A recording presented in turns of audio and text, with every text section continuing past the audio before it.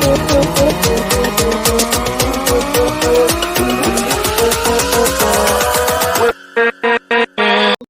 is Universal Physics classes for class 11, 12th, NEET and IIT preparation. In this channel, we will do complete 11, 12th course and also we will include NEET and IIT. यानी NEET और IIT के questions वगैरह भी अपने add करेंगे. NEET और IIT के जो टॉपिक वगैरह है ना वो भी अपने साथ में इसमें ऐड करेंगे. इसके साथ में अपन है ना 11th और 12th के है ना वीडियोस भी साथ में पूरा सिलेबस जो है वो कवर करेंगे. तो सबसे पहले अपन हमारा चैप्टर नंबर फर्स्ट है इलेक्ट्रिक चार्ज, जो कि है आपके 12th class CBSE electric charge. और सबसे पहले अपन है ना इलेक्ट्रिक चार्ज के बारे में अपन स्टडी करेंगे.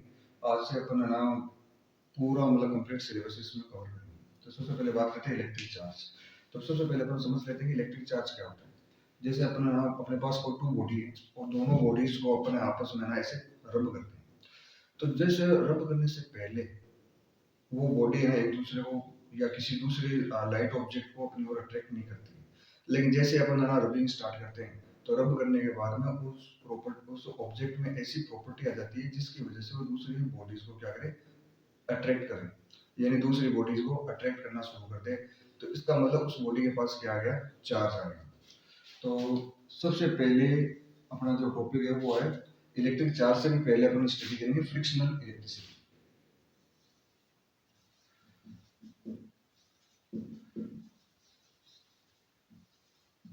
Frictional electricity. जब अपने पास कोई टू बॉडी, जैसे मान लो ये कोई body A and this is the body B. इन दोनों बॉडी को आपस में रब किया. रब करने मतलब इनको आपस में रगड़ा, ए को बी के साथ रगड़ा. तो जब अपन है ना इन दोनों बॉडीज को रब करते हैं तो रब करने के बाद में ए और बी के पास में अगर अपन छोटे छोटे कोई भी इस तरीके से कागज के टुकड़े लेके आते हैं तो ए और बी दोनों है ना इन कागज के टुकड़ों को अपनी ओर क्या करते हैं, अट्रैक्ट करते हैं. लेकिन रब करने से पहले यानी कि इन दोनों को रब करने से पहले ये तो अभी क्या रब्ड होते हैं, इनको आपस में अपन ने रगड़ दिया, इनको आपस में रगड़ा हुआ. बिना रगड़े यानी बिना रब किए जब अपन ना कागज के टुकड़ों को पास में लाते हैं तब कोई अट्रैक्शन वगैरह कुछ नहीं दिखाई देता है. लेकिन जैसे ही अपन है ना कागज के टुकड़ों को इसके पास में लेकर जाते हैं रब करने के बाद, तब है ना ये दोनों बॉडी है ना इन कागज के टुकड़ों को अपनी ओर क्या करते हैं, अट्रैक्ट करते हैं. तो ऐसा क्या हुआ इन ए और बी के साथ कि ये ना कागज के टुकड़ों को अपनी ओर अट्रैक्ट करना शुरू कर दिया. तो इसके पीछे की जो साइंस वो ये है कि ए और बी दोनों के पास अट्रैक्ट करने की जो, पहले तो ये समझो अट्रैक्ट करने की जो प्रॉपर्टी आ गई रब करने के बाद में. कोई भी टू ऑब्जेक्ट है उनको आपस में रब किया, रब करने के बाद उनको लाइट ऑब्जेक्ट्स को अट्रैक्ट करने की जो प्रॉपर्टी आई इनके पास, इस प्रॉपर्टी को कहते हैं इलेक्ट्रिक चार्ज. तो यानी इलेक्ट्रिक चार्ज क्या है, this is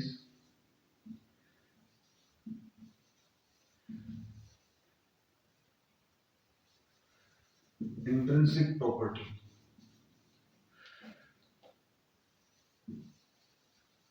of a body due to which the body can attract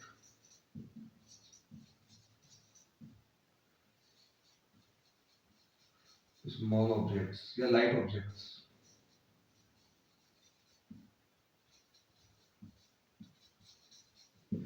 और इसी प्रॉपर्टी को क्या कहते हैं, इलेक्ट्रिक चार्ज कहते हैं. और ये जो ना इस तरीके से ए और बी के पास ये जो प्रॉपर्टी आई और ना इसको बोलते हैं फ्रिक्शनल इलेक्ट्रिसिटी. यानी इलेक्ट्रिक चार्ज करने की ये जो प्रॉपर्टी आई इनके पास, जैसे ना बॉडी ए और बी को आपस में रब किया, रब करने के कारण इन पर चार्जेज आया. तो इस पूरी प्रोसेस को क्या कहते हैं, तो इस पूरी प्रोसेस को बोलते हैं फ्रिक्शनल इलेक्ट्रिसिटी. फ्रिक्शनल यानी कि फ्रिक्शन यानी कि रबनेस, रबिंग. और इलेक्ट्रिसिटी का मतलब यहाँ पे ये है कि चार्ज का आ जाना, जैसे चार्ज आना, चार्ज जाना, चार्ज का ट्रांसफर होना, ये सारी इलेक्ट्रिसिटी के अंदर आते हैं. और यहाँ पे ये जो ए और बी जिनके बीच में रबिंग भी, जिनके ऊपर चार्ज आ गया, मान लो इस पर आ गया पॉजिटिव चार्ज, इस पे आया नेगेटिव चार्ज.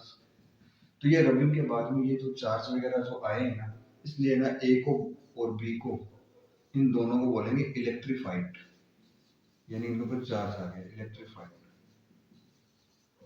तो ये चार्ज जो है उसको कई अलग अलग लैंग्वेज में अलग अलग चीजों के नाम से जानते हैं, और उसी से ये वर्ड लिया है इलेक्ट्रीफाइड है। ए और बी बोले दोनों इलेक्ट्रीफाइड है, इन दोनों के ऊपर charge.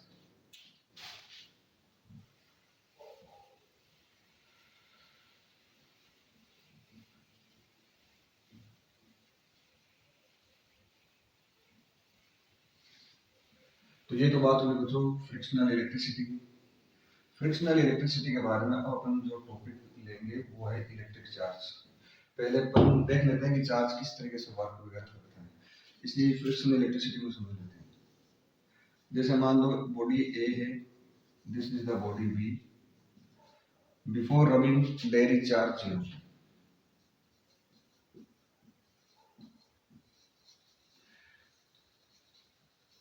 Before rubbing charge is equal to 0, कोई चार्ज नहीं है इनके पास।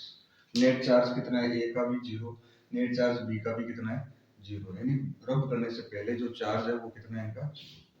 अब रब करते हैं आफ्टर रबिंग, जैसे अपन इसको रब करेंगे तो देखो आपको पता होना चाहिए कि कोई भी सब्सटेंस है वो मॉलिक्यूल से मिलकर बना होता है। मॉलिक्यूल किससे बनकर बने होते हैं, इलेक्ट्रॉन से मिलकर बने होते हैं, सॉरी एटम से मिलकर बने होते हैं, और एटम के चारों ओर क्या रिवॉल्व करते हैं, इलेक्ट्रॉन्स। अब है ना बहुत सारे ऑब्जेक्ट्स ऐसे होते हैं जिनके आउटर शेल में जो इलेक्ट्रॉन्स है ना वो लूजली बाउंड होते हैं। लूजली बाउंड होने का मतलब ये है कि वो मतलब ढीले बंधे हुए होते हैं, यानी कि उनको आराम से तोड़ा जा सकता है। जैसे मान लो ये atom, this is the nucleus, इस तरीके से शेल्स होते हैं। तो जो आउटर शेल होते हैं उसके इलेक्ट्रॉन जो है वो न्यूक्लियस से दूर होते हैं। न्यूक्लियस से दूर होने के कारण ये थोड़े से ना न्यूक्लियस का इन पर इफेक्ट कम रहता है। तो जैसे अपन है ना ए और बी को रब करेंगे तो होगा क्या, इलेक्ट्रॉनों का एक्सचेंज होगा। क्या होगा, इलेक्ट्रॉनों का एक्सचेंज, यानी हो सकता है ए से इलेक्ट्रॉन निकल के बी में चले जाए, हो सकता है बी से इलेक्ट्रॉन निकल कर ए में आ जाए। वो दोनों में से वो डिपेंड करता है किसके इलेक्ट्रॉन ज्यादा लूजली बाउंड है, वो डिपेंड करता है कि वो बॉडी के नेचर वगैरह उस चीज। अब मान लो ए और बी की बात करें, इन दोनों को आपस में रब किया, रगड़ा, इनको रगड़ते ही ना बी से इलेक्ट्रॉन निकलना शुरू हुए। मान लो बी से एक इलेक्ट्रॉन आया ए के पास। अब हम तो ये जहाँ छोटी क्लास में पढ़ा है कि इलेक्ट्रॉन पे कैसा चार्ज होता है, नेगेटिव चार्ज होता है। तो बी से इलेक्ट्रॉन यहाँ से बी से निकल कर इलेक्ट्रॉन ए के पास आया, तो ए के पास अब ना नेगेटिव चार्ज ज्यादा हुआ, तो यानी यहाँ पे नेगेटिव आ गया। फिर अपन और इसको आपस में रगड़ते गए, और रगड़ा और इलेक्ट्रॉन्स आए, और रगड़ा और इलेक्ट्रॉन्स आए, इस तरीके से यहाँ पे ना इलेक्ट्रॉन्स इंक्रीज होते गए। अब यहाँ से ना बी ने अपने अंदर से इलेक्ट्रॉन तो दे दी, बी ने ए को इलेक्ट्रॉन दिया, तो इधर नेगेटिव आया, तो इधर क्या आ जाएगा चार्ज, पॉजिटिव चार्ज।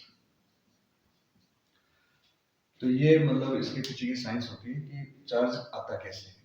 अब दूसरी बात कि क्या इन दोनों पे चार्ज इक्वल आएगा क्या, तो बिल्कुल चार्ज है ना दोनों पे इक्वल आएगा। जैसे इस पर आया माइनस का 5 कूलम, इस पर कितना आया माइनस का 5 कूलम, तो इस पे जो चार्ज है ना वो बी पे जो चार्ज है वो कितना आएगा, प्लस का 5 कूलम। देखो इक्वल चार्ज क्यों आएगा, क्योंकि ना जब इलेक्ट्रॉन बी से ए की तरफ जा रहे हैं तो जितने इलेक्ट्रॉन बी के खत्म हुए उतने इलेक्ट्रॉन ए के इंक्रीज हुए, यानी जितना चार्ज इसमें खोया है उतना ही चार्ज इसको मिला। इसलिए ए के पास और बी के पास क्वांटिटी में अगर देखा जाए तो चार्ज क्या मिलेंगे आपको, सेम मिलेंगे।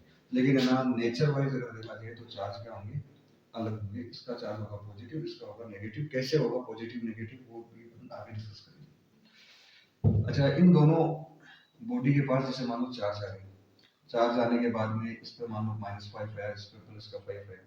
अब इन दोनों बॉडी को वापस अगर अपन टच कर दें, यानी इन दोनों को वापस कांटेक्ट में लाएं इस तरीके से, मान लो ये बॉडी ए और यहाँ से ना अपन दूसरी बॉडी बी जो थी इसको अपन ने यहाँ इस पॉइंट पर टच कर दिया।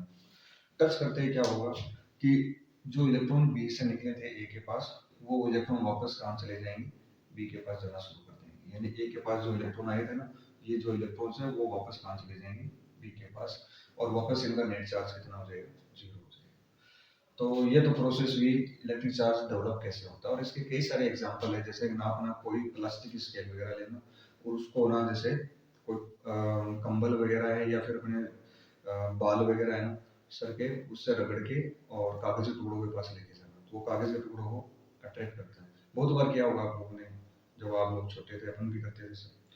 दूसरा, जैसे ना अपन चौक से बोर्ड पे लिखते हैं। अब आप खुद देखना कि चौक को अगर आप ना बोर्ड पे केवल टच करके छोड़ देते हो, तो वहां पे ना चौक का कोई भी पार्टिकल उस बोर्ड पे नहीं रहेगा। यानी सारे सारे जो पार्टिकल्स है ना, वो मतलब कुछ भी नहीं लिखा जाएगा। लेकिन जैसे आप चौक को ना बोर्ड पर रब करते हो, रगड़ते हो, तो रगड़ने के कारण बोर्ड पर और चौक पर दोनों पर क्या आते हैं, चार्ज आते हैं। और वो चार्ज है ना, बोर्ड वाला चार्ज, वो चार्ज चौक के पार्टिकल को अपनी ओर अट्रैक्ट कर लेता है। इस वजह से अपन जब भी कोई लाइन वगैरह लिखते हैं ना बोर्ड वगैरह पे, तो चौक के पार्टिकल उस बोर्ड पर छूट जाते हैं, जमीन पे वो चिपक जाते हैं, और वही चीज अपन देखते हैं।